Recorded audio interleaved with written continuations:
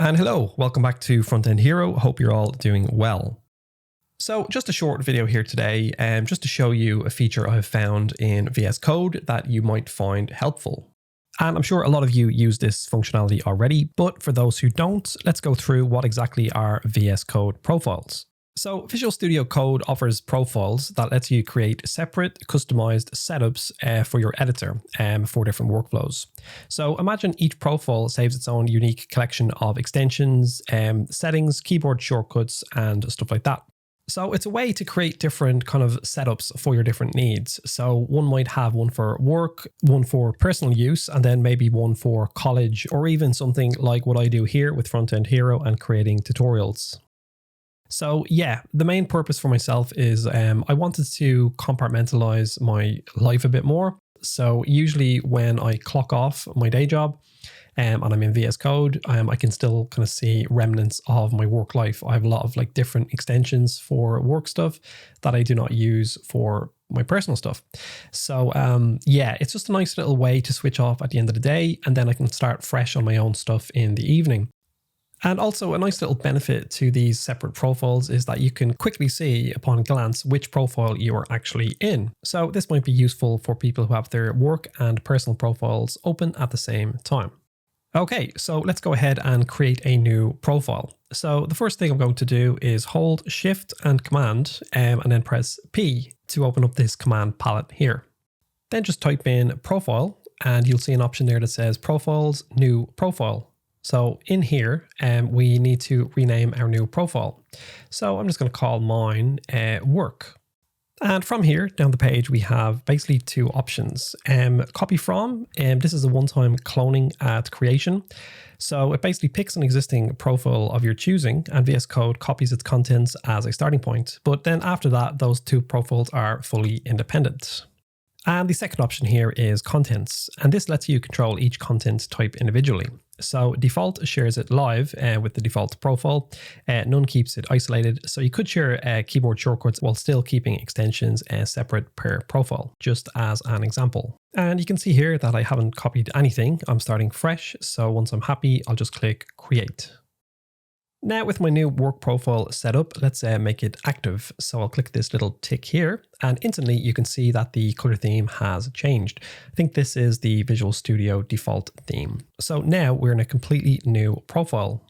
And now to differentiate these two profiles, I'm going to make my work profile a light profile. So the first thing I'm going to do is to go up to the command palette and type in Preferences, Open User Settings, and that is JSON. So here we are inside of this file now. Now we just need to add the color theme in. So if I type in workbench.color theme, and then it will give us a list of options here. I'm just going to choose light 2026. And if we just give that a quick save, we can see that new light theme has taken effect instantly. So now our default profile, which is personal, and our work profile are completely different here with color themes. So one is light and one is dark. So upon a glance, you can see very easily which kind of profile is which. And the very last thing I'm going to do here is in the command palette search bar, I'm going to label each profile up here. So we're going to add a comma and we're going to go down to a new line here and we're going to add another setting. So we're going to type in window.title. And then just by hitting enter, we can see the default value that it is given. So I'm going to move this profile name from the end here and actually paste it at the front here, just to the very left. And then I'll just add some square brackets around the profile name. And with a quick save, we can easily see the new profile name there in the command palette bar. Pretty cool. Now let's close down this file here and change profiles back to default. And let's see what we get. So profile back to default. And we do indeed have our dark profile, but we just need to add in that setting for the profile name in this profile also. So again, let's open up the user settings file for this profile. Scroll down to the bottom and we're going to add in our window.title option in here again. But this time, instead of work, I'm going to just label this profile a default. And just a quick little note on this profile name variable. If I use this variable just the way I did in my work profile, the command palette bar actually will not show anything. I'm not sure if that's just like a normal quirk of VS Code. Maybe default is just default and that's it. But any new profile that you create will inherit the profile name.